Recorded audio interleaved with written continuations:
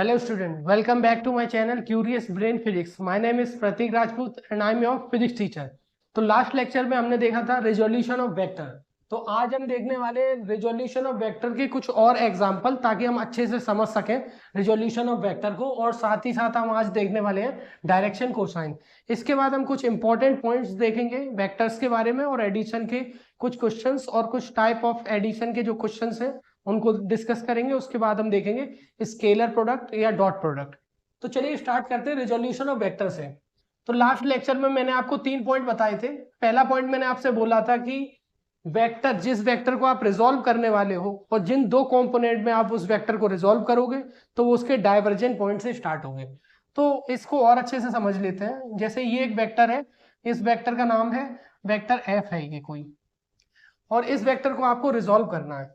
और ये है इसका डाइवर्जेंट पॉइंट, यानी टेल पॉइंट को हम बोलते हैं डाइवर्जेंट पॉइंट। तो अगर इसको दो कंपोनेंट में आपको रिजोल्व करना है तो आप इस तरह से इसको रिजोल्व नहीं कर सकते।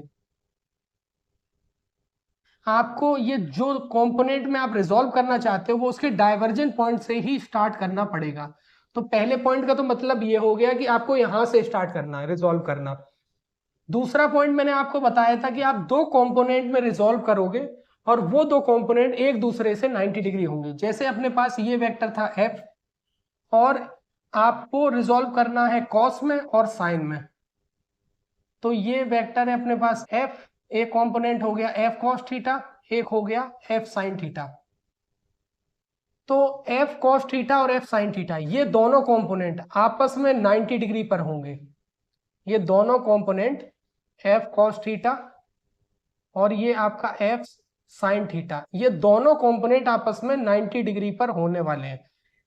तो आपको ये याद रखना है कि जब भी आप रिजोल्व करोगे तो जो दो कंपोनेंट आएंगे वो एक दूसरे से 90 डिग्री एंगल पर होने चाहिए। दूसरा पॉइंट हो गया आपका ये। तीसरा पॉइंट मैंने आपको बताया था कि जिस वेक्टर को आप रिजोल्व करने वाले हो, जैसे अभी मैंने आपको एग्जांपल दिया एफ को आपको रिजोल्व करना है और ये दो कंपोनेंट में आपने रिजोल्व किया। अब एफ ये था आपके पास, ये हो गया एफ कॉस थीटा।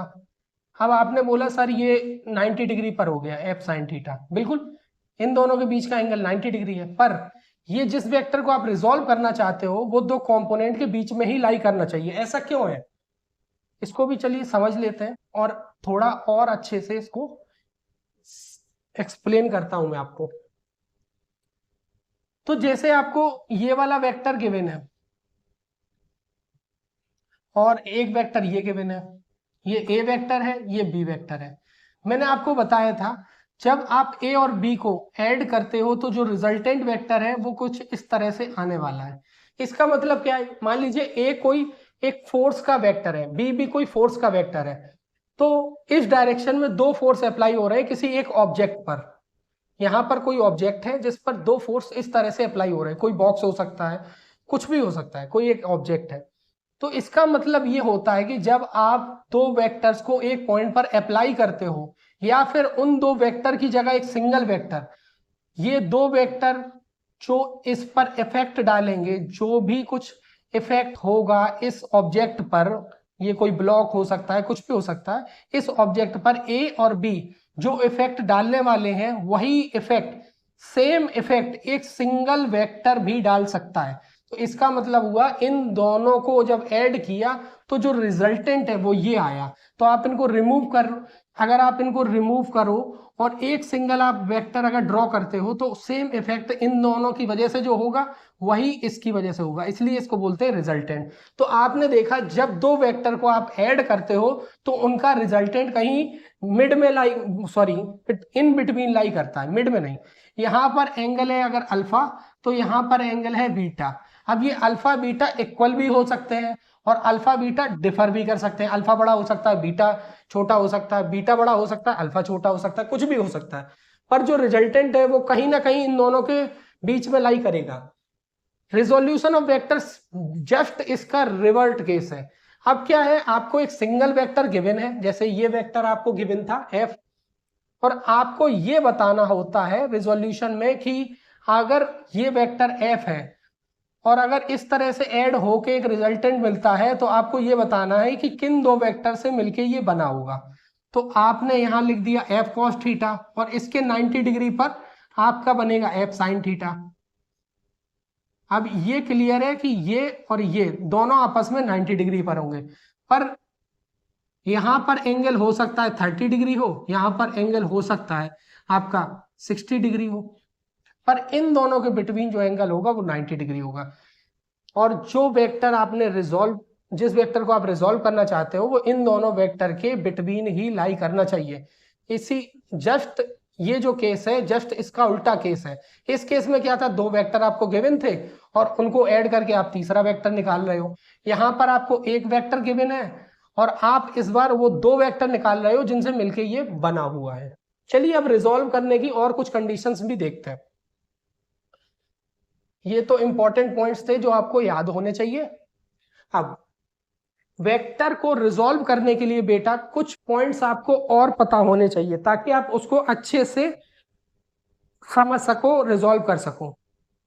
तो वेक्टर को हम इस तरह से रिजॉल्व करते हैं बेटा कि जिस वेक्टर को आपने रिजॉल्व किया है वो वेक्टर किसी एक ऐसी एक्स एक्सिस या वाई एक्सिस या जेड एक्सिस के साथ रिजॉल्व हो जाए तो बहुत अच्छा है। क्यों, ऐसा क्यों?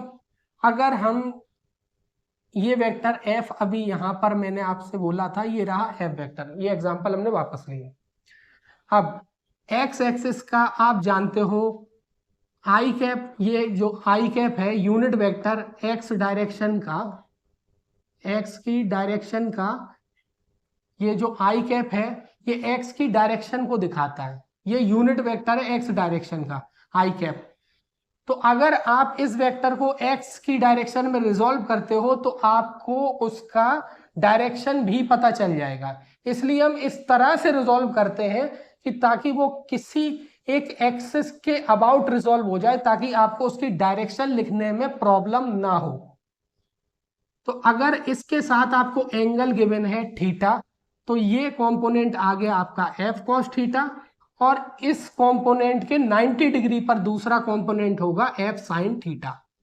क्लियर? अब हमने इस डायरेक्शन में थीटा एंगल था तो हमने इस डायरेक्शन में इसको रिजॉल्व किया कॉस वाले कंपोनेंट को, और डायरेक्शन भी आपको मिल गई इसके साथ आई कैप। तो अगर एफ वेक्टर आपको लिखना होगा तो आप कैसे लिखोगे? पहले एक्स कंपोनेंट, जब आपको पोजीशन वेक्टर पढ़ाया था तब मैंने बताया था कि पहले x लिखते हैं फिर y लिखते हैं। तो ये हो गया आपका f cos थीटा आई कैप और f sin थीटा जे कैप, क्योंकि ये y डायरेक्शन में है तो इसकी डायरेक्शन हो गई जे कैप।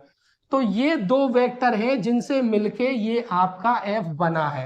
जैसे वहां a प्लस बी वेक्टर करते थे तो रिजल्टेंट मिलता था, यहाँ ऑलरेडी आपको गिवन है और आपको वो दो वेक्टर में रिजॉल्व करना है।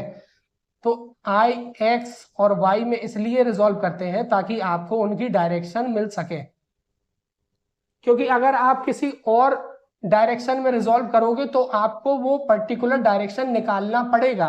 पर एक्स के लिए आपको पता है आई कैप और वाई के लिए पता है जे कैप, जेड के लिए पता है के कैप। तो ऑलरेडी हम इस तरह से रिजॉल्व करते हैं कि आपको वो पर्टिकुलर डायरेक्शन में ही मिल जाए ताकि आप उनके जो डायरेक्शन वेक्टर है या जिसको यूनिट वेक्टर आप बोलते हो वो आपको ऑलरेडी आपको पता है, तो आप उस तरह से रिजॉल्व करते हो ताकि उन्हीं की डायरेक्शन में ये रिजॉल्व हो जाए। एक दो एग्जांपल देखते हैं ताकि इस बात को अच्छे से समझ सकें। इस पे मैं इसलिए एक और वीडियो बना रहा हूं क्योंकि ये एक बहुत इंपॉर्टेंट टॉपिक है, बार बार फिजिक्स में ये कंसेप्ट यूज होने वाला है। अगर आप इसको अच्छे से समझ लेते हो तो आगे आपको प्रॉब्लम नहीं होगी। Work, power, energy, laws of motion, motion in a plane, बहुत से चैप्टर्स में इसका यूज है। पूरी मैकेनिक्स क्या, पूरी फिजिक्स में इसका यूज होने वाला है। चलिए एक एग्जांपल और देखते हैं। जब आपको मैं लॉज ऑफ मोशन पढ़ाऊंगा तो ये इंक्लाइन वाले क्वेश्चन आपको मिलेंगे। तो यहां पर एक बॉक्स है और ये जो सरफेस है एक मान लेते हैं ये फ्रिक्शन लेस है, यहां पर फ्रिक्शन नहीं है, पर ये इस तरह से आगे को मूव कर रहा है बॉक्स, इस डायरेक्शन में नीचे की तरफ मूव कर रहा है ये बॉक्स। और हर एक ऑब्जेक्ट पर उसके सेंटर से ग्रेविटी काम करती है डाउनवर्ड्स। तो जी तो इस पर लगने वाला है डाउनवर्ड डायरेक्शन में, इसके सेंटर से बिल्कुल अर्थ के सेंटर की तरफ एक जी लगेगा इस पर फोर्स। और ये जो इंक्लाइन है इसका एंगल है थीटा। चलिए अब हम रिजॉल्व करना चाहते हैं जी के कंपोनेंट को। आपको ये पता है कि ये बॉक्स इस डायरेक्शन में, इस डायरेक्शन की तरफ मूव कर रहा है, तो जिस डायरेक्शन में अपना ऑब्जेक्ट, जिस पर हम काम करने वाले हैं, जिसको हम ऑब्जर्व कर रहे हैं, उस ऑब्जेक्ट के अकॉर्डिंग जिस तरफ वो मूव करता है उस डायरेक्शन को हम नाम दे देते हैं एक्स एक्सेस, वाई एक्सेस या जेड एक्सेस। तो चलिए हमने इसको नाम दे दिया, ये वाली जो एक्सेस है वो अपना हो गई एक्स एक्सेस, ये हो गई वाई एक्सेस, इसके परपेंडिकुलर डायरेक्शन में होगी वाई एक्सेस। तो यहां पर वाई आ गया, ये आ गया आपके पास एक्स। अब बेटा ये यहां से क्यों बनाया, यहां से क्यों नहीं? आप यहां से भी बना सकते हो, कोई प्रॉब्लम नहीं। चलिए ये तो हो गया आपका एक्स एक्सिस, ये हो गई वाई एक्सिस, ये आप अपने मन से ले सकते हो। जब हम लॉज ऑफ मोशन पढ़ेंगे तो ये सारे कंसेप्ट पढ़ेंगे, अभी जस्ट मैं आपको रिजॉल्व करना सिखा रहा हूं। तो चलिए अब मैं ये वाई एक्सिस को थोड़ा एक्सटेंड कर देता हूं, इस तरफ माइनस वाई एक्सिस होगा और यहां भी एंगल थीटा होगा। अब ये थीटा एंगल कैसे आया तो इसको समझ लेते हैं, जब ज्योमेट्री पढ़ाऊंगा वापस से यही मैं बात आपको समझाऊंगा। इसको आप लाइन मानिए, लाइन 1, ये लाइन है लाइन 2। चलिए अगर इस लाइन पर मैं एक परपेंडिकुलर डालता हूं, इस लाइन पर, लाइन 2 पर मैंने एक परपेंडिकुलर डाला, यानी यहां एंगल है 90 डिग्री। और ये जो लाइन है लाइन 2, इस पर भी मैंने एक परपेंडिकुलर डाला इस तरह से। इसको और आगे एक्सटेंड कर देता हूं। इस लाइन 1 पर भी मैंने परपेंडिकुलर को डाला है, ये इस लाइन पर परपेंडिकुलर है, यानी यहां एंगल है 90 डिग्री। फिर से समझ लीजिए, ये एक लाइन 2 है, ये लाइन 1 है, इसको L1 बोला मैंने, इसको L2 बोला। L2 पर मैंने एक परपेंडिकुलर डाला तो यहाँ एंगल हो गया 90 डिग्री, और लाइन 1 पर भी मैंने एक परपेंडिकुलर को डाला तो यहाँ एंगल हो गया 90 डिग्री। तो कंसेप्ट आपका ज्योमेट्री का ये कहता है कि अगर यहाँ पर एंगल थीटा है, दो लाइन, लाइन 1 और लाइन 2 के बिटवीन एंगल थीटा है, तो उन लाइन पर जो परपेंडिकुलर है उनके बिटवीन भी एंगल थीटा होने वाला है। तो ये जो एंगल है ये एक परपेंडिकुलर है और दूसरा परपेंडिकुलर ये है, इनके बिटवीन भी जो एंगल होगा वो भी थीटा होगा। फिर से समझ लीजिए इस बात को, बच्चे कंफ्यूज रहते हैं कि सर ये एंगल यहाँ थीटा हो गया, यहाँ आपने ये थीटा किस तरह से लिया है। लॉज ऑफ मोशन जब पढ़ेंगे ये सारा कंसेप्ट फिर से हम देखने वाले हैं, पर अभी मैं आपको समझा देता हूं ताकि आप इसको अच्छे से रिजॉल्व करना सीख सको। तो बेटा मैं आपको फिर बता रहा हूं, ये लाइन 2 है, ये लाइन 1 है, इस लाइन 2 पर ये परपेंडिकुलर है जो डॉटेड से मैंने दिखाया, और इस लाइन 1 पर ये परपेंडिकुलर है, इसका एंगल यहाँ 90 डिग्री है लाइन 1 पर। तो इस परपेंडिकुलर और इस परपेंडिकुलर के बीच में जो एंगल है वो वही होगा जो लाइंस के बिटवीन एंगल होता है। तो अगर यहाँ थीटा है तो यहाँ भी थीटा। अब इस कंसेप्ट को यहाँ लगाइए, अगर इस जी को आप एक्सटेंड करोगे, यहां से दोबारा फिगर बना देता हूं मैं, इस जी को आप एक्सटेंड कर दीजिए तो ये यहां एंगल 90 डिग्री होगा, और ये मैंने y जो लिया है, इस तरफ x लिया था, इस तरफ y, तो ये इस पर 90 डिग्री होगा। तो यहां पर एंगल थीटा हो जाएगा क्योंकि यहां भी एंगल थीटा है। अच्छे से फिर से समझ लीजिए, ये g जो है वो इस पर परपेंडिकुलर होगा g, और ये y इस लाइन पर परपेंडिकुलर होने वाला है, तो इनके बिटवीन जो एंगल होगा वो भी थीटा एंगल होगा। तो अगर ये थीटा एंगल है तो ये कंपोनेंट के क्या हो गया आपका, ये कंपोनेंट हो गया जी कॉस थीटा। और मैंने आपको बताया अगर ये जी कॉस थीटा है तो इसके 90 डिग्री पर जो एंगल होने वाला है वो होगा बेटा जी साइन थीटा। और यहीं पर क्यों लिया सर आपने, इस डायरेक्शन में क्यों नहीं लिया? क्योंकि यहाँ इसलिए लिया है क्योंकि ये जिस वेक्टर को आपने रिजॉल्व किया है, जी को रिजॉल्व करने का ट्राई किया है आपने, तो जी को रिजॉल्व करने के लिए ये जो दो कंपोनेंट में रिजॉल्व किया है इनके बिटवीन ही लाई करेगा जिसको आपको रिजॉल्व करना है।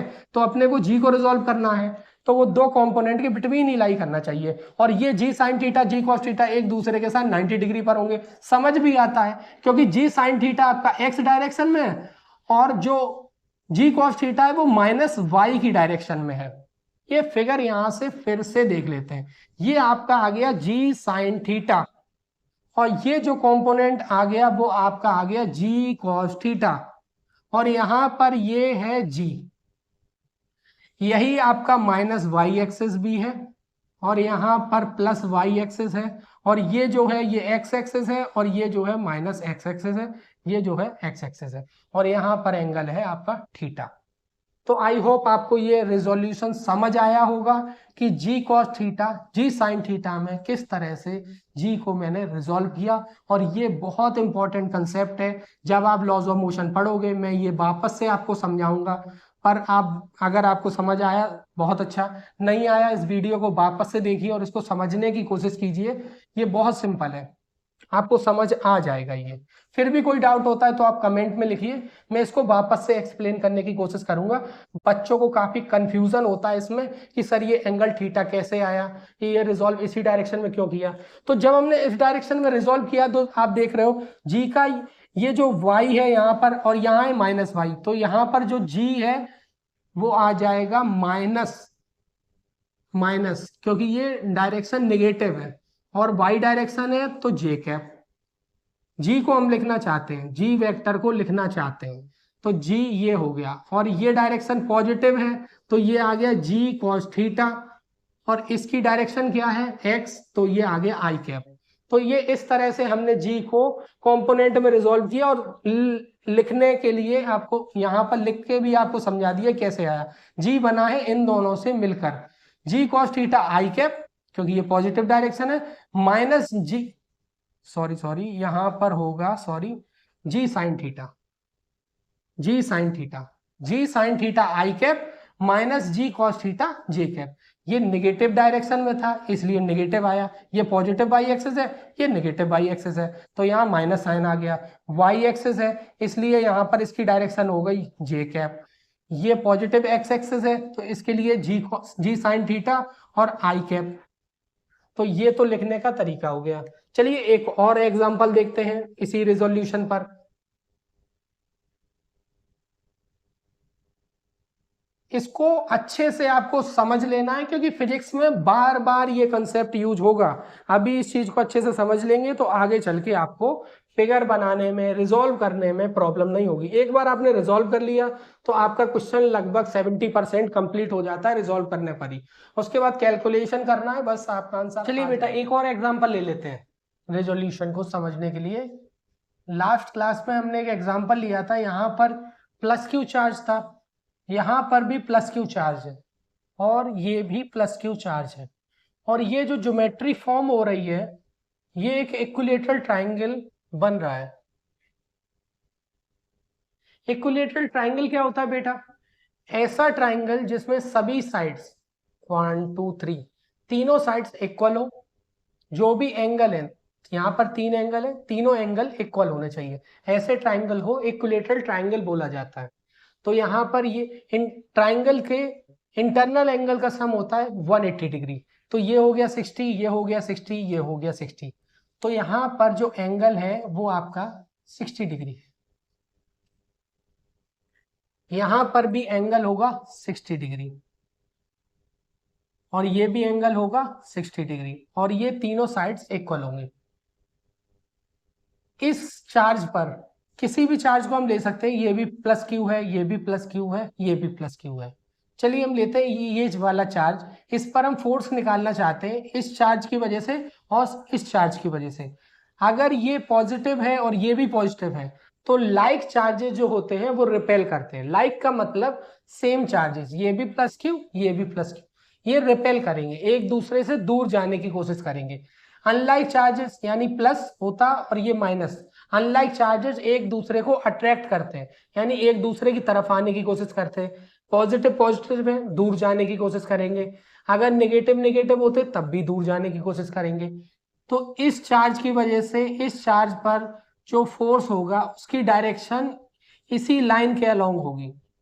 तो ये फोर्स कुछ इस डायरेक्शन में लगने वाला है, इस डायरेक्शन में इसको धकेलने की कोशिश करेगा। इस चार्ज की वजह से जो फोर्स आएगा वो इस डायरेक्शन में आएगा। आप ये जानते हो vertically opposite angle are equal, तो ये भी एंगल होगा 60 डिग्री। अगर ये 60 डिग्री है तो ये भी एंगल होगा 60 डिग्री, और दोनों फोर्स का मैग्नीट्यूड भी सेम होगा क्यों सेम होगा? अगर ये प्लस क्यू है तो ये भी प्लस क्यू है, अगर ये एफ फोर्स लगाएगा तो ये भी एफ फोर्स लगाएगा। तो चलिए ये तो हो गया एफ। अब इस एफ को रिजॉल्व करने की कोशिश करते हैं। अगर आपको एंगल ये इसके साथ गिवन है, मैंने आपको बताया इस तरह से रिजॉल्व करेंगे कि आपको डायरेक्शन आई जे के में रिजॉल्व हो जाए तो अच्छा। तो चलिए अगर मैं इसको रिजॉल्व करता हूं, इसको इस डायरेक्शन में रिजॉल्व कर देता हूं, एफ की दूसरे एफ की डायरेक्शन में अगर यहां रिजॉल्व करूं इसको, तो ये हो जाएगा F cos theta. F sine theta कुछ इस डायरेक्शन में आ जाएगा, इस तरफ 30 डिग्री एंगल पर। तो इस तरह से आप x और y एक्सिस नहीं ले पाओगे। अगर यहां पर मैं इसको x एक्सिस मान लू, सॉरी इसको y एक्सिस और इसको x एक्सिस मान लू, तो इजीली आप रिजॉल्व कर सकते हो। और एक कंपोनेंट इसको भी अगर रिजॉल्व करेंगे तो इसके साथ ये एंगल, इधर f cos थीटा इधर f sin थीटा, तो f sin theta cancel out हो जाएंगे। तो हम रिजॉल्व इस तरह से करते हैं, एक तो डायरेक्शन वाला जो प्रॉब्लम है वो अपना सॉल्व हो जाए आई जे के की डायरेक्शन में, साथ ही साथ अगर कोई कंपोनेंट कैंसिल आउट हो रहा है तो कैंसिल आउट करने की कोशिश करेंगे। अगर इस f को रिजॉल्व करेंगे तो इधर एक f cos थीटा आएगा, एक f sin थीटा। इस f को रिजॉल्व करेंगे इस डायरेक्शन में ही f cos थीटा, इस डायरेक्शन में f sin theta. f sin theta cancel out हो गया। इस फिगर को, ये आपको थोड़ा कंफ्यूजिंग लग रहा होगा, यहां पर प्लस क्यू है, यहां पर प्लस क्यू है, यहां पर प्लस क्यू है। इस फिगर को मैं वापस बनाता हूं इसके लिए, तो आपको ज्यादा अच्छे से समझ में आएगा। बात एक ही है, तीनों प्लस क्यू चार्ज ही थे, कहीं भी ले सकते थे। चलिए यहां से लेते हैं ताकि आपको अच्छे से क्लियर हो सके। नहीं, आपको एक्स वाई जेड एक्सिस में थोड़ा सा कंफ्यूजन हो सकता है। तो ये एंगल 60 डिग्री है, इस चार्ज की वजह से फोर्स का डायरेक्शन ये हो गया, इस चार्ज की वजह से फोर्स का डायरेक्शन फिर से ये हो गया, ये एफ है, ये भी एफ है। यहां पर भी एंगल 60 डिग्री है। तो अगर इसकी डायरेक्शन में लेंगे तो आप देख रहे हो यहां पर आएगा साइन। अगर मैं इस एफ को रिजोल्व करना चाहता हूं, इस एफ को, तो अगर मैं इसकी डायरेक्शन में रिजोल्व कर दूं, यहां पर एफ कॉस थीटा बना दूं, तो ये तो हो गया 60, और आप जानते हो साइन थीटा वाला इस एफ कॉस थीटा से 90 डिग्री पर होगा, तो वो यहां कहीं बनेगा। तो आप आई जे के इस तरह से नहीं लिख पाओगे, ये x axis, y axis, z axis इस तरह से नहीं हो पा रहा कि वो पर्टिकुलर एक्स वाई जेड में आ जाए। तो हम मान लेते हैं ये आपकी वाई एक्सिस हो गया और ये आपका एक्स एक्सिस हो गया, ये वाई एक्सिस हो गया, ये एक्स एक्सिस हो गया। अब रिजॉल्व करना इजी है, इस तरह से रिजॉल्व करने पे एक कंपोनेंट आपका कैंसिल भी हो जाएगा और साथ ही साथ आपको डायरेक्शन भी मिल जाएगा, एक्स के लिए आई और वाई के लिए जे। तो चलिए देखते हैं यहां पर जो एंगल बन रहा है, अब ये 60 डिग्री पूरा एंगल है, पर अब जब कंपोनेंट आप ब्रेक करोगे तो ये जो एंगल है 60 डिग्री जस्ट इसके मिड से जा रहा है, यानी बाइसेक्ट कर रहा है, तो ये एंगल होगा आपका 30 डिग्री। अब ये एफ 30 डिग्री यानी वाई डायरेक्शन से 30 डिग्री एंगल बना रहा है। तो अब जो कंपोनेंट आएगा वो आएगा एफ कॉस 30 डिग्री, इसका कंपोनेंट निकाला एफ कॉस 30, और इधर इसका कंपोनेंट आ गया एफ साइन 30। कैसे रिजॉल्व किया हमने? एक्स और वाई एक्सिस बनाया, ये आपका वाई एक्सिस हो गया, ये एक्स एक्सिस हो गया। अब ये आप देख रहे हो वाई एक्सिस के साथ कितना एंगल बना रहा है, 30 डिग्री। तो हमने इस डायरेक्शन में कॉस का कंपोनेंट लिया और इस कॉस से 90 डिग्री पर हमने साइन का कंपोनेंट लिया। इस तरफ क्यों नहीं लिया? इस तरफ इसलिए नहीं लिया था क्योंकि ये बाहर हो जाएगा। अब इस एफ को रिजॉल्व करते हैं, इस एफ को रिजॉल्व करेंगे वो उसका भी कंपोनेंट इसी तरह से एफ कॉस 30 आएगा और इधर आ जाएगा आपका F sine 30। F sine 30 F sine 30 cancel out हो जाएंगे, जस्ट अपोजिट डायरेक्शन में ये फोर्स है, दोनों ही फोर्सेस जस्ट अपोजिट डायरेक्शन में, मैग्नीट्यूड इनका सेम है, इसलिए ये तो कैंसिल आउट हो जाएंगे, आपको रिजल्टेंट मिलेगा इस डायरेक्शन में। यानी ये दो फोर्स की वजह से जो नेट रिजल्टेंट आया वो आया ये आपके पास। तो इसकी वजह से F cos 30 और इसकी वजह से F cos 30, तो नेट रिजल्टेंट आया 2F cos 30 डिग्री। ये आ गया आपका दोनों फोर्स की वजह से जो नेट रिजल्टेंट आएगा 2F cos 30, इसकी वजह से F cos 30 और इस F की वजह से F cos 30, तो आ गया 2F cos 30। तो ये तो आपने देखा कि रिजोल्यूशन किस तरह से करते हैं। ये एंगल में कंफ्यूजन नहीं होना, ये F और F के बिटवीन में एंगल 60 डिग्री था, पर जब आपने x और y एक्सिस लिया तो आपने देखा y एक्सिस के साथ ये 30 डिग्री एंगल बना रहा है। कैसे पता चला ये 30 डिग्री है? क्योंकि यहाँ पे बिल्कुल ही बाइसेक्ट कर रहा है इस एंगल को बिल्कुल मिड में, यानी एंगल बाइसेक्टर है, तो ये बिल्कुल आधा आधा एंगल हो जाएगा। यहाँ 60 है तो ये हो गया 30, ये हो गया 30। तो इसलिए इस तरफ हमने कॉस का कंपोनेंट ले लिया, इस तरफ हमने साइन का कंपोनेंट ले लिया। तो सबसे पहले आपको एक्स और वाई एक्सिस चूज करना होगा, इस तरह से चूज करना होगा ताकि आपको एक तो कैलकुलेशन इजी हो जाए, यानी कोई ना कोई कंपोनेंट अगर कैंसिल आउट हो रहा हो तो इस तरह से चूज कीजिए वो कैंसिल आउट हो जाए। साथ ही साथ आपको एक्स वाई इसलिए भी चूज करना पड़ेगा क्योंकि आपको डायरेक्शन भी तो लिखना है। अगर आप सिर्फ इस एफ की बात करो, इस एफ की बात करते हैं, अगर आपको एफ लिखना है तो आप एफ किस तरह से लिखोगे?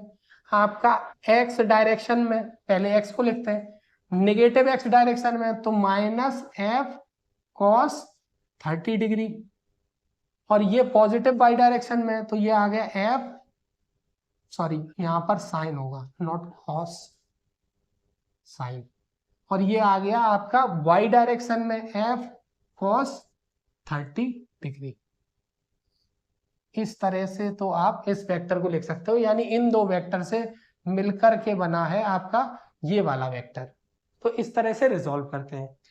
ये क्वेश्चन मैंने आपको यहां समझाया, इसी को मैंने एक्सप्लेन आपको पहले भी लेक्चर्स में किया है, जब मैंने आपको बताया था कि दो इक्वल मैग्नीट्यूड के वेक्टर अगर आपको गिवन हो तो आपको इतना रिजोल्यूशन करने के बाद इसका रिजल्टेंट निकालना है, ये इतना सब नहीं करना। मैंने आपको बताया था अगर आपके पास ये f है, ये भी f है, अगर इन दोनों के बीच में एंगल आपको गिवन है थीटा, तो मैंने आपको बताया था कि अगर इन दो वेक्टर का रिजल्टेंट आपसे पूछा गया, F प्लस F आपसे पूछा गया, दोनों फोर्सेस को ऐड करके आपसे रिजल्टेंट पूछा गया, सिंपल आपको 2F cos थीटा बाई 2, ये आपका रिजल्टेंट डायरेक्ट आ जाता है। आपको इतना फिगर बना के ये सब करने की जरूरत नहीं है। अगर आपको ये देखा कि मैग्नीट्यूड सेम है तो रिजल्टेंट का फॉर्मूला मैं आपको बता चुका हूं इक्वल वेक्टर में, लास्ट से लास्ट लेक्चर में मैंने एक्सप्लेन किया था, ये चीज आप देख सकते हैं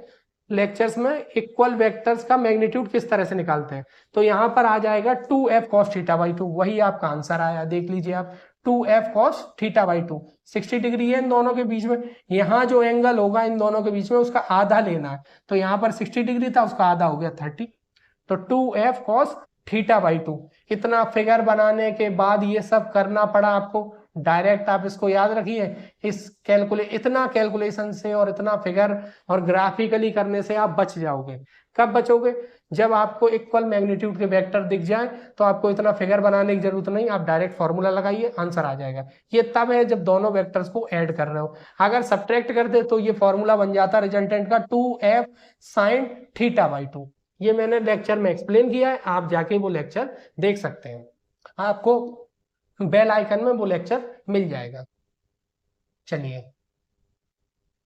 ये तो दो एग्जाम्पल हो गए, आई होप आपको क्लियर हो गया होगा कि आपको किस तरह से रिजॉल्व करना है और एंगल किस तरह से लेना है, एक्स और वाई एक्सिस किस तरह से चूज करना है, ये आपकी चॉइस है कि एक्स एक्सिस और वाई एक्सिस आप किस तरह से लेते हो। फिजिक्स में जब आप आगे बढ़ोगे, काफी प्रैक्टिस करोगे इस तरह के रिजोल्यूशन की, तो ये सब आपको अच्छे से आने लगेगा, क्लियर हो जाएगा। तो धीरे धीरे हम फिजिक्स में बढ़ेंगे और जब पढ़ेंगे ये सब तो आपको क्लियर हो जाएगा, कोई प्रॉब्लम वाली बात नहीं है। चलिए एक और एग्जांपल देख लेते हैं रिजोल्यूशन का, उसके बाद हम पढ़ेंगे डायरेक्शन कोसाइन को और 3D में वेक्टर को किस तरह से रिजोल्व करते हैं वो भी देखेंगे आज। वर्क की डेफिनेशन बेटा ये कहती है कि फोर्स, जिस डायरेक्शन में आपने फोर्स अप्लाई किया है, अगर आपका डिस्प्लेसमेंट उस डायरेक्शन में है तो वर्क हुआ है। अगर आपने इस ब्लॉक को, यहां पर मैं एक वॉल बना देता हूं, ये एक वॉल है, अगर आप इस डायरेक्शन में फोर्स अप्लाई कर रहे हो तो आप जानते हो ये वॉल है, वॉल की वजह से ये ब्लॉक मूव नहीं होने वाला, ये दीवार इस ब्लॉक को रोक देगा। अगर ये इस ब्लॉक को रोक देगा तो फोर्स की डायरेक्शन ये है, पर इस डायरेक्शन में कोई डिस्प्लेसमेंट नहीं है, तो वर्क क्या हुआ यहाँ पर? वर्क जीरो, कुछ हुआ ही नहीं वर्क, क्योंकि डिस्प्लेसमेंट है ही नहीं। तो वर्क की डेफिनेशन ये कहती है कि जिस डायरेक्शन में आप फोर्स अप्लाई कर रहे हो, अगर डिस्प्लेसमेंट हो रहा है उस डायरेक्शन में तो वर्क हुआ है, अदरवाइज वर्क नहीं हुआ। तो ये work, energy and power chapter में हम इसको अच्छे से समझेंगे, पर अभी रिजोल्यूशन, वेक्टर रिजोल्यूशन का मुझे एग्जांपल देना था, इसलिए मैंने आपको एक्सप्लेन किया वर्क क्या होता है। इसको डिटेल में बाद में हम अच्छे समझेंगे। चलिए देखते हैं एग्जांपल रिजोल्यूशन से रिलेटेड वर्क चैप्टर में, जो मैं जब चैप्टर स्टार्ट होगा वापस से ये सब पढ़ाऊंगा मैं आप। इस ब्लॉक पर इस डायरेक्शन में फोर्स अप्लाई हो रहा है कैपिटल एफ, और आपको ये पता है कि ये इस डायरेक्शन में इसका डिस्प्लेसमेंट है एस, और एफ और एस के बिटवीन जो एंगल है वो है थीटा, ये आपको गिवन है। एफ भी वेक्टर है, फोर्स एक वेक्टर क्वांटिटी है और डिस्प्लेसमेंट एक वेक्टर क्वांटिटी है। अभी मैं आपको एक्सप्लेन कर रहा हूं, फोर्स एक वेक्टर क्वांटिटी है, डिस्प्लेसमेंट वेक्टर क्वांटिटी है। Displacement of motion in straight line chapter में इसको मैं समझा दूंगा क्या होता है। फोर्स आप लॉज ऑफ मोशन चैप्टर में पढ़ोगे फोर्स क्या होता है, तो वहां डिटेल में देखेंगे। अभी आप समझिए कि वेक्टर क्वांटिटी है दो, एफ और एस। तो चलिए एफ को अपने को रिजोल्व करना है, क्योंकि फोर्स जिस डायरेक्शन में डिस्प्लेसमेंट हो रहा है उस डायरेक्शन में फोर्स होना चाहिए, तभी आप बोलोगे कि वर्क है, वर्क हुआ है। तो अब ये एफ है, इसको मैंने रिजोल्व किया, इस डायरेक्शन में इसका एंगल गिवन था तो ये हो गया एफ कॉस थीटा। और जिस डायरेक्शन में आपका डिस्प्लेसमेंट होता है आप कोशिश कीजिए उसको एक्स एक्सिस मान लीजिए, और इसके परपेंडिकुलर डायरेक्शन में वाई एक्सिस मान लीजिए। तो अब आप जानते हो इस एफ कॉस थीटा यानी कॉस के कंपोनेंट के 90 डिग्री पर होता है साइन का कंपोनेंट, तो ये आ गया एफ साइन थीटा आपके पास। इधर क्यों नहीं लिया? फिर वही बात, क्योंकि आपका जो ये वेक्टर है वो उन दो कंपोनेंट के बिटवीन ही लाई करना चाहिए। तो अब अगर ये इस डायरेक्शन में फोर्स लगने वाला है, अच्छा एक थोड़ा मिस्टेक हो गया, इस फिगर को अपने को सेंटर से बनाना है, इस ब्लॉक के सेंटर से। मैंने थोड़ा आगे से ड्रॉ कर दिया, सॉरी। इसको आपको सेंटर से बनाना है, ये सारे फोर्सेस आपको यहां से दिखाने हैं। ये आपका फोर्स लगा, ये आपका डिस्प्लेसमेंट हुआ, ताकि कंफ्यूजन ना हो। तो ये एंगल है आपका थीटा, ये आपका हो गया एफ कॉस थीटा, ये एक्स एक्सिस, और ये आ गया वाई एक्सिस, और ये आ गया एफ साइन थीटा। चलिए, तो वर्क डन है, इस डायरेक्शन में डिस्प्लेसमेंट है, इस डायरेक्शन में फोर्स भी है, फोर्स का एक कंपोनेंट मिल गया आपको एफ कॉस थीटा। इस डायरेक्शन का क्या आप जानते हो? अगर आपने पढ़ा है तो बहुत अच्छा, नहीं पढ़ा कोई बात नहीं, आगे जब हम ये चैप्टर पढ़ेंगे तो वहां मैं आपको एक्सप्लेन करूंगा। लॉज ऑफ मोशन में आप ये चीज समझोगे। तो इस बॉक्स पर ग्रेविटी डाउनवर्ड्स लग रही होगी, और इस ब्लॉक पर जो है, ये ब्लॉक भी इस सरफेस पर एक फोर्स लगा रहा है वेट का, और वेट की वजह से ये सरफेस इस पर नॉर्मल लगाएगा, तो वेट जो है वो डाउनवर्ड्स लग रहा है, जिसको बोलते हैं हम एम जी। यहां पर मैं दिखा देता हूं एम जी, जो कि वेट है, ये भी एक वेक्टर क्वांटिटी हो गया। और इस एम जी की वजह से इस पर एक नॉर्मल लग रहा है, और ये इस तरह से अप्लाई हो रहा है कि normal plus F sine theta equal to m g. इस तरह से लग रहा है कि दोनों फोर्स आपस में कैंसिल आउट हो रहे हैं, इसलिए इस डायरेक्शन में, वाई डायरेक्शन में कोई भी इस ब्लॉक का डिस्प्लेसमेंट नहीं है, तो इस डायरेक्शन में कोई भी वर्क नहीं हुआ, ये सारे फोर्स कैंसिल हो गए, खत्म। जो फोर्स है वो इस डायरेक्शन में, तो वर्क डन आपका हुआ है, वर्क डन हुआ है। और एक्स एक्सिस में ये वर्क डन हुआ है, क्योंकि एक्स डायरेक्शन में ही इसका कंपोनेंट मौजूद है फोर्स का, वाई डायरेक्शन का कंपोनेंट कैंसिल हो गया। तो ये एक वेक्टर क्वांटिटी ना होके स्केलर क्वांटिटी देगा। अभी ये मैं आपको पढ़ाऊंगा आगे, डॉट प्रोडक्ट या स्केलर प्रोडक्ट वहां पढ़ोगे तो ये फॉर्मूला निकल के आएगा F dot S cos theta. ये वर्क डन का फॉर्मूला है, जब आप work energy and power chapter study करोगे तो वहां हम ये पढ़ेंगे। इसको S dot F cos theta आप ये भी लिख सकते हो, क्योंकि ये कॉम्यूटेटिव नेचर होता है। एफ डॉट एस लिखो या एस डॉट एफ लिखो, बात एक ही है, क्योंकि यहां पर आपको डॉट प्रोडक्ट करना है। तो आई होप आपको ये एग्जाम्पल से समझ आ गया होगा कि आपको वेक्टर्स को किस तरह से रिजॉल्व करना है। इसके बाद हम देखने वाले हैं 3D में वेक्टर को किस तरह से रिजॉल्व किया जाता है। उसके बाद हम देखेंगे डायरेक्शन कोसाइंस। चलिए मैं इसको रब कर देता हूं और 3D में देखते हैं वेक्टर को कैसे रिजॉल्व करते हैं।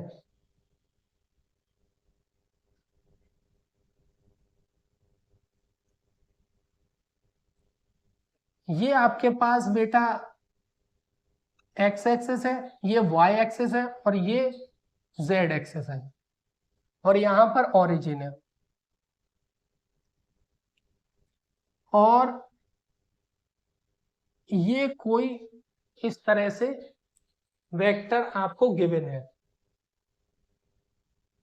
इसको आप मान लीजिए 1 मिनट के लिए एक्स एक्सिस, इसको वाई एक्सिस, और ये जो बाहर की तरफ है इसको जेड एक्सिस। जो P है वो यहां पर है, तो यहां से यहां पर जो वेक्टर बन रहा है 3D में, आप इमेजिन कीजिए 3D में जो वेक्टर बन रहा है वो है OP वेक्टर। तो आपको ये गिवन है कि ये एक्स एक्सिस के साथ अल्फा एंगल बनाता है और वाई एक्सिस के साथ बीटा एंगल बना, ओपी की बात कर रहा हूं। ओपी वेक्टर जो है वो एक्स एक्सिस के साथ अल्फा एंगल बनाता है, वाई एक्सिस के साथ बीटा एंगल बनाता है, और जो जेड एक्सिस है उसके साथ गामा एंगल बनाता है। तो अब अगर इसको रिजॉल्व करना हुआ आपको तो इसको किस तरह से रिजॉल्व करेंगे। तो ये आपका वेक्टर है ओपी वेक्टर। इसका मैग्नीट्यूड हमने माना कि ओपी मैग्नीट्यूड है, इसका मैग्नीट्यूड है अपने पास ओपी। तो इसका जो रिजोल्यूशन होगा वो होगा कॉस एल्फा ओपी।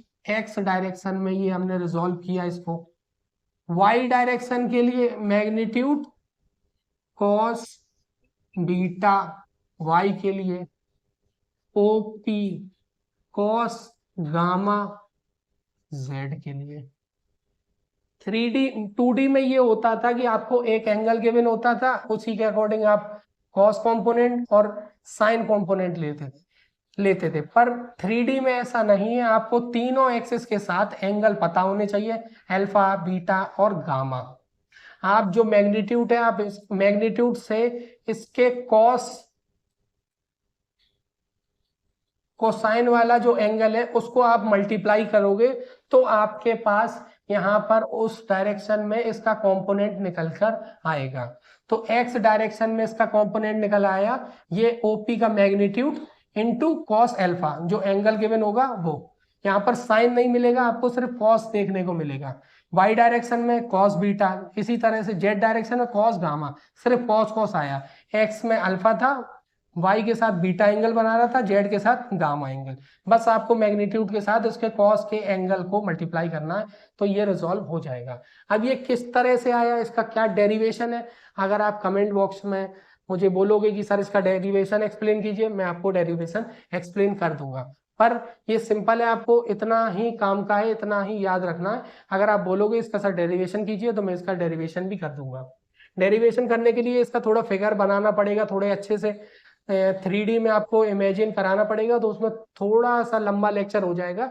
इसलिए अगर आप कमेंट करोगे तो ही मैं उस पर लेक्चर बनाऊंगा, अदरवाइज आपके काम का ये है। तो चलिए, ये तो हो गया 3D में वेक्टर को किस तरह से रिजॉल्व करते हैं वो।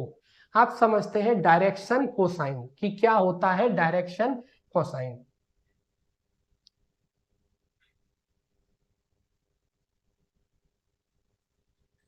मैं इस वेक्टर को नाम दे देता हूं ए, ये कोई वेक्टर है ए, और एक्स डायरेक्शन में इसका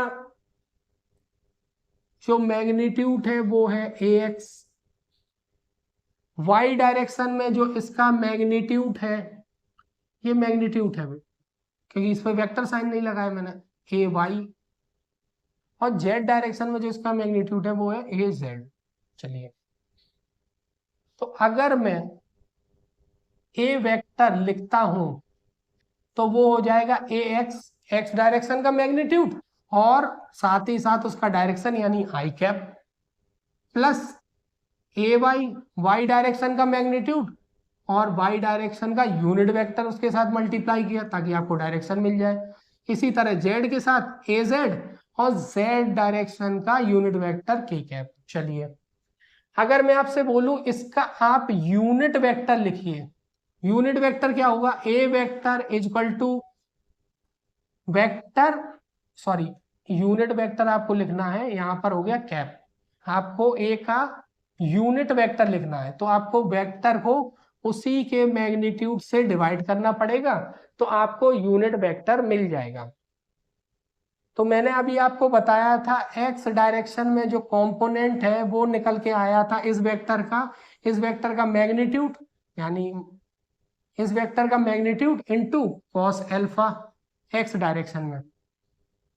लास्ट में अभी हमने देखा था, इसको ओपी बोला था इसके मैग्नीट्यूड को, अब हम इसके मैग्नीट्यूड को बोल रहे हैं ए, तो ये आगे निकल के आया था कॉस अल्फा।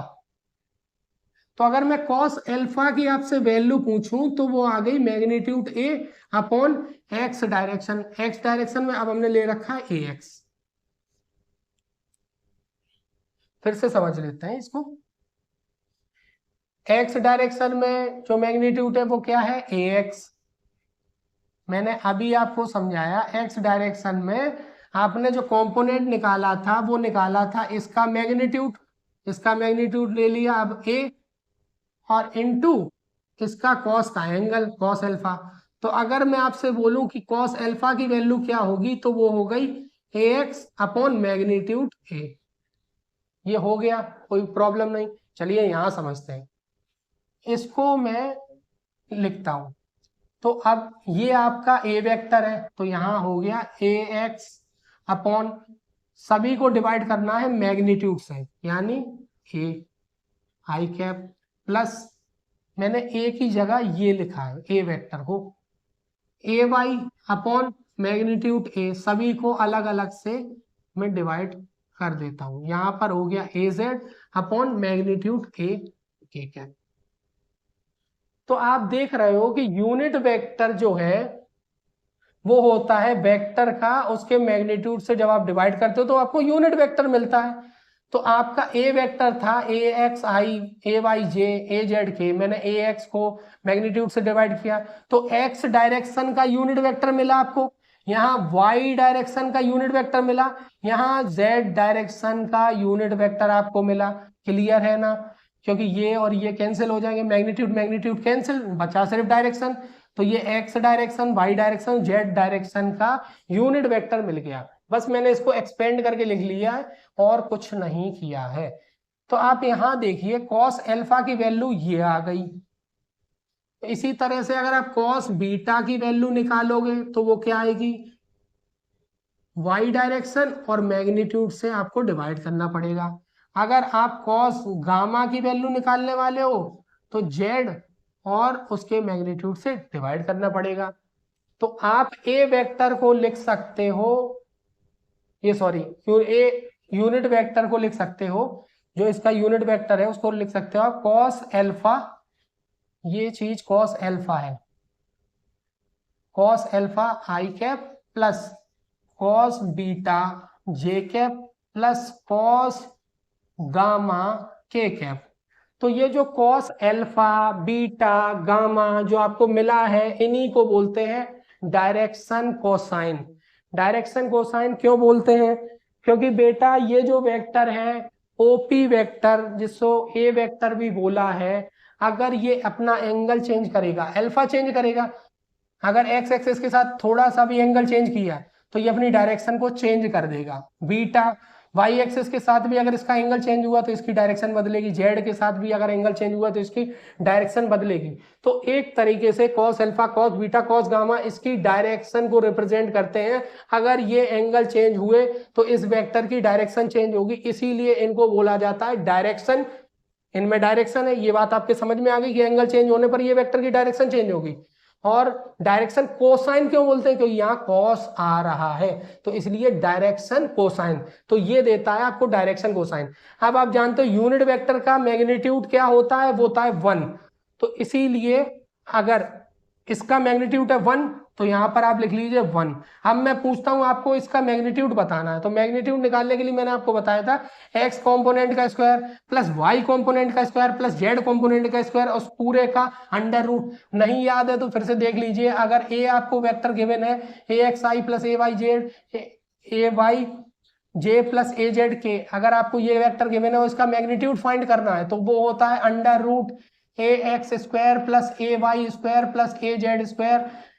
मैंने आपको पोजीशन वेक्टर में ये मैग्नीट्यूड 3D में निकालना सीखा, कुछ नहीं है, आपको उन कंपोनेंट को लेना है और यहाँ पर स्क्वायर करना है। पर एक बात याद रखना, जेई वाले बच्चों के लिए ये चीज है कि यहाँ पर जो बेटा कंपोनेंट लेने हैं वो रियल वेक्टर्स ही होने चाहिए, कॉम्प्लेक्स नहीं, यानी उनमें आयोटा इन्वॉल्व नहीं होना चाहिए, तभी आप इस तरह से लिख सकते हो, अदरवाइज इसको इस तरह से नहीं लिखा जा सकता। चलिए, तो अगर इस तरह से हम लिखते हैं तो ये हो गया आपका cos square alpha plus cos square beta, I J और के कंपोनेंट लेने हैं। आई का कंपोनेंट है कॉस अल्फा, जे का कॉस बीटा, कॉस गामा के का, प्लस कॉस स्क्वायर गामा। और यहां पर अंडर रूट है, बोथ साइड स्क्वायर करेंगे तो अंडर रूट रिमूव हो जाएगा, इधर 1 का स्क्वायर 1 ही होगा। तो ये वैल्यू आ गई। ये आपको याद रखना है कि cos square alpha plus cos square beta plus cos square gamma की वैल्यू होती है 1। इसको नोट कर लीजिए, मैं इसको रब कर देता हूं और वापस से ये सब कुछ लिख देता हूं आपके लिए। चलिए, ब्रीफली एक बार फिर से समझ लीजिए कि अभी क्या हुआ। वापस से थोड़ा कंफ्यूजिंग हो सकता है डायरेक्शन कोसाइन आपके लिए, पर इससे भी क्वेश्चन बन जाता है कभी कभी। क्वेश्चन नहीं तो ये कहीं ना कहीं कंसेप्ट आपका यूज होगा, फिजिक्स में यूज हो सकता है, मैथ में यूज हो सकता है, कहीं भी इसका यूज आपको मिलेगा। चलिए देखते हैं, हमने क्या किया, हमने लिया ये ए वेक्टर जिसका मैग्नीट्यूड था ए एक्स आई ए वाई जे, इसको हमने इस तरह से लिख दिया, ये एक्स डायरेक्शन का कंपोनेंट, वाई डायरेक्शन का, जेड डायरेक्शन का। मैंने आपको बताया कि जब भी वेक्टर आपको रिजॉल्व करना है 3D में, आप उसके मैग्नीट्यूड एंगल देखिए, अल्फा गिवन है एक्स डायरेक्शन के साथ, तो आपको लिखना है एक्स डायरेक्शन में जो वेक्टर रिजॉल्व होगा वो होगा आपका इस जो वेक्टर आप रिजॉल्व कर रहे हो यानी ए और इनटू कॉस अल्फा, ये एक्स डायरेक्शन का कंपोनेंट देगा, जो कि ए एक्स हमने पहले से बोला है, ए एक्स बोला है, एक्स डायरेक्शन का मैग्नीट्यूड जो है वो एक्स है, ए एक्स है। तो अगर इसको हमने रिजॉल्व किया इस डायरेक्शन में तो जो कंपोनेंट निकल के आया वो ये आया। तो यहां से कॉस अल्फा की वैल्यू निकाल सकते हो आप, तो कॉस अल्फा की वैल्यू हो जाएगी आपकी, इसको डिवाइड कर देंगे, ये आ गई आपके पास ए एक्स अपॉन मैग्नीट्यूड ए। इसी तरह कॉस बीटा कॉस गामा आप निकाल लोगे। और यूनिट वेक्टर क्या होता है बेटा? यूनिट वेक्टर होता है वेक्टर को उसी के मैग्नीट्यूड से डिवाइड करोगे तो आपके पास यूनिट वेक्टर मिलेगा। ये आपका वेक्टर था, इसको मैग्नीट्यूड से जब हमने डिवाइड किया तो आपको सभी कंपोनेंट को जब डिवाइड करोगे तो cos alpha cos beta cos gamma, तो यहाँ आपको देखने को मिला बेटा ए कैप को आप लिख सकते हो कॉस अल्फा आई कैप प्लस कॉस बीटा जे कैप प्लस कॉस गामा के कैप। फिर मैंने क्या किया, फिर मैंने आपसे पूछा है कि इसका मैग्नीट्यूड बता दीजिए, तो यूनिट वेक्टर का मैग्नीट्यूड आपके पास 1 ऑलरेडी है। मैंने इसको स्क्वायर करा, इसका अंडर रूट किया, मैग्नीट्यूड निकाला, तो ये आ गया cos square alpha plus cos square beta plus cos square gamma. अब यहाँ पर अंडर रूट था, मैंने बोथ साइड स्क्वायर किया तो इसकी वैल्यू आ गई cos square alpha plus cos square beta plus cos square gamma. ये आपको याद रखना है। डायरेक्शन कोसाइन कैसे निकालते हैं? अगर आपको पूछा गया कि ये एक्स डायरेक्शन में कंपोनेंट कैसे निकालोगे आप, तो कुछ नहीं करना आपको। अगर आपको अल्फा नहीं पता है, ये अल्फा नहीं पता है, तो आपको क्या करना है, इस डायरेक्शन में अगर आपको मैग्नीट्यूड गिवन है, आपको वेक्टर के मैग्नीट्यूड से बस डिवाइड करने देना है, तो आपके पास कॉस अल्फा मिल जाएगा। चलिए एक फॉर्मूला तो ये आपको याद रखना है कि cos square alpha plus cos square beta plus cos square gamma 1 होता है।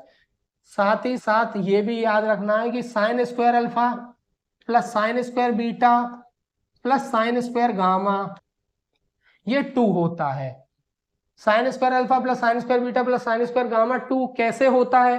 Cos sine square theta plus cos square theta को आप लिख सकते हो 1, तो यहां पर कॉस बेटा sign square alpha plus cos square alpha को हम 1 लिख सकते हैं।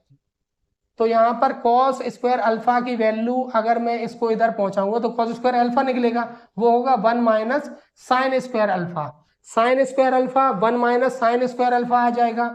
इसको जब आप यहाँ पुट करोगे 1 माइनस साइन स्क्वायर अल्फा, तो इसकी जगह इसकी जगह इसकी जगह इसी तरह से आप पुट करोगे तो ये निकल के आ जाएगा आपके पास sine square alpha plus sine square beta plus sine square gamma equal to 2। इसको आप करके देखिए, आपके पास ये आ जाएगा इजीली। चलिए एक एग्जाम्पल ले लेते हैं ताकि आपको अच्छे से ये चीज क्लियर हो जाए कि डायरेक्शन कोसाइन को कैसे निकालते हैं। इसको मैं रफ कर देता हूं और एक एग्जाम्पल लेते हैं। बेटा आपको एक वेक्टर गिवन है a equal to 3i cap plus 4j cap plus 5k cap. आपको बेटा ये वेक्टर गिवन है, आपको पूछा कि x डायरेक्शन के साथ ये कितना एंगल बनाता है, y डायरेक्शन के साथ ये कितना एंगल बनाता है, z डायरेक्शन के साथ ये कितना एंगल बनाता है। कुछ नहीं करना, आपको कॉस अल्फा निकालना है। कैसे निकालते हैं? x डायरेक्शन का कंपोनेंट 3 है आपके पास, अब इस वेक्टर के मैग्नीट्यूड से डिवाइड करना है, आपके पास कॉस अल्फा निकल आएगा। वेक्टर का मैग्नीट्यूड क्या है?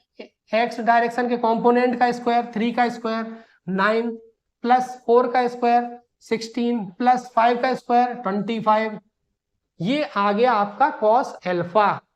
इस तरह से निकालते हैं डायरेक्शन कोसाइन।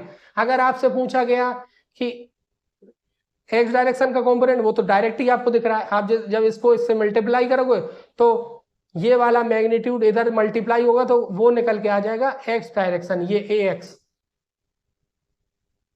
तो आई होप आपको क्लियर हो गया होगा कि डायरेक्शन कोसाइन किस तरह से फाइंड करते हैं, 3D में वेक्टर को कैसे रिजॉल्व किया जाता है और इस तरह के क्वेश्चन को आपको कैसे टैकल करना है। जनरली मैंने आपको एक्सप्लेन किया था, उसी का एग्जांपल दे दिया। बस आपको एक्स वाई देखा, इसको कंपेयर कीजिए। ए एक्स था यहाँ पर, उसकी जगह 3 है, ए वाई था उसकी जगह 4 है, ए जेड था उसकी जगह 5 है। फिर मैंने क्या बताया, कॉस अल्फा निकालने की क्या किया, ए एक्स का आपने डिवाइड किया उसके ए के मैग्नीट्यूड के साथ, तो ए एक्स की जगह क्या था 3, मैंने 3 लिखा। ए का मैग्नीट्यूड कैसे निकालना है, अंडर रूट ए एक्स का स्क्वायर प्लस ए वाई का स्क्वायर प्लस ए जेड का स्क्वायर अंडर रूट के अंदर, तो कॉस अल्फा निकल आया। कॉस बीटा कॉस गामा इसी तरह से आप फाइंड कर लोगे। जब आप इनका सभी का cos alpha cos beta cos gamma इन सभी को ऐड करके जब आप स्क्वायर करोगे तो आपके पास आंसर निकल के आएगा 1। ये आप इस पे करके देख सकते हो, आंसर 1 ही निकल के आएगा। और sign square alpha plus sine square beta plus sine square gamma करोगे तो आंसर आपके पास निकल के आएगा 2। तो आई होप आपको क्लियर हो गया होगा कि वेक्टर को 3D में कैसे रिजॉल्व करते हैं, डायरेक्शन कोसाइन क्या होता है, कैसे निकालते हैं, और इसको डायरेक्शन कोसाइन ही क्यों बोलते हैं, क्योंकि आप जानते हो alpha beta angle, alpha beta gamma जो एंगल है, अगर आप उनको चेंज करोगे तो वेक्टर की डायरेक्शन भी चेंज होने वाली है। और अगर वेक्टर की डायरेक्शन चेंज हो जाएगी तो ये वेक्टर भी चेंज हो जाएगा, क्योंकि वेक्टर एक बनता है मैग्नीट्यूड और डायरेक्शन से, इसीलिए इसमें डायरेक्शन है और कोसाइन का एंगल है, तो इसीलिए बोलते हैं इसको डायरेक्शन कोसाइन। और आई होप आपको रिजोल्यूशन भी क्लियर हो गया होगा कि वेक्टर का रिजोल्यूशन कैसे करते हैं। 3 पॉइंट वो आपको याद रखने हैं कि डाइवर्जन पॉइंट वाला पॉइंट याद रखना है, आपको ये भी याद रखना है कि इसके कंपोनेंट जो आपको लेने हैं वो एक कंपोनेंट एक दूसरे से 90 डिग्री एंगल पर होने चाहिए, और जिन 2 कंपोनेंट में आप ब्रेक करोगे, जिस वेक्टर को आप कंपोनेंट में ब्रेक कर रहे हो वो उन 2 कंपोनेंट के बिटवीन ही लाई करना चाहिए, जरूरी नहीं बिल्कुल मिड में लाई करेगा, बिटवीन ही होना चाहिए। अल्फा बीटा एक का अल्फा हो सकता है, एक का बीटा हो सकता है, डिफरेंट एंगल हो सकते हैं, सेम भी एंगल हो सकते हैं। ये आपको क्लियर। और दूसरा एक्स वाई एक्सेस इस तरह से लेना है ताकि आपकी कैलकुलेशन इजी हो जाए। X y axes, x axes y axes किस तरह से लेना है वो टोटली आप पर है, पर कैलकुलेशन इजी करने के लिए जिस डायरेक्शन में आपका ऑब्जेक्ट मूव कर रहा है उस डायरेक्शन को एक्स एक्सेस ले लीजिए, उसके परपेंडिकुलर डायरेक्शन में वाई एक्सेस ले लीजिए, उसके बाद अपने कंपोनेंट को रिजॉल्व कर लीजिए, आपका आंसर आ जाएगा। साथ ही साथ मैंने आपको एक एग्जांपल दिया था जिसमें मैंने एक वेज लिया था जिसपे ब्लॉक नीचे की तरफ स्किड कर रहा था और वहां पर फ्रिक्शन नहीं था, तो मैंने जी के कंपोनेंट को आपको ब्रेक करना सिखाया। साथ ही साथ ये बताया कि वहां थीटा एंगल ही क्यों आता है, जब इंक्लाइन का एंगल थीटा है तो वहां पर जी का कंपोनेंट जब ले रहे हैं वहां पर भी एंगल थीटा क्यों आ रहा है, वो किस तरह से थीटा है, मैंने आपको वो एक्सप्लेन किया, उसको अच्छे से याद रखना है। साथ ही साथ इलेक्ट्रिसिटी का एक मैंने क्वेश्चन लिया, वहां पर वेक्टर को रिजॉल्व करना सिखाया, और मैंने आपको यह भी बताया कि अगर आपका सेम मैग्नीट्यूड के वेक्टर्स हो तो आपको इतना सब करने की जरूरत नहीं, रिजॉल्व करने की जरूरत नहीं, आपका उसका डायरेक्ट आंसर आ सकता है। मैंने लेक्चर्स में एक्सप्लेन किया है, आप लेक्चर जाके देखिए, वहां पर मैंने इक्वल वेक्टर को अच्छे से एक्सप्लेन किया है। Thank you very much for the listening. Next lecture में हम देखेंगे इंपॉर्टेंट कंसेप्ट्स ऑफ वेक्टर, कुछ इंपॉर्टेंट पॉइंट्स देखेंगे, साथ ही साथ वेक्टर के एडिशन और सब्ट्रैक्शन से रिलेटेड कुछ एग्जांपल और कुछ इंपॉर्टेंट थिंग्स देखेंगे। उसके बाद हम पढ़ेंगे डॉट प्रोडक्ट या स्केलर प्रोडक्ट, और फिर देखेंगे नेक्स्ट हम वेक्टर प्रोडक्ट, इसको हम बोलते हैं क्रॉस प्रोडक्ट, और scalar triple product, vector triple product. इसी के साथ साथ आपका ये वेक्टर वाला पूरा का पूरा चैप्टर हो जाएगा कंप्लीट। फिर हम पहला चैप्टर स्टार्ट करेंगे मैकेनिक्स का, मोशन है ना स्ट्रेट लाइन। तो बच्चों आई होप आपको ये क्लियर हो गया होगा, ये बहुत इंपॉर्टेंट टॉपिक है। अगर आपको एक बार में अच्छे से एक्सप्लेन नहीं हुआ तो आप वापस से इस लेक्चर को देखिए। आपको कोई डाउट है तो आप कमेंट में मुझे डाउट लिख के क्वेरी करिए अपनी, मैं आपके डाउट सॉल्व करने की पूरी कोशिश करूंगा। Thank you very much for the listening. मिलते हैं नेक्स्ट लेक्चर में।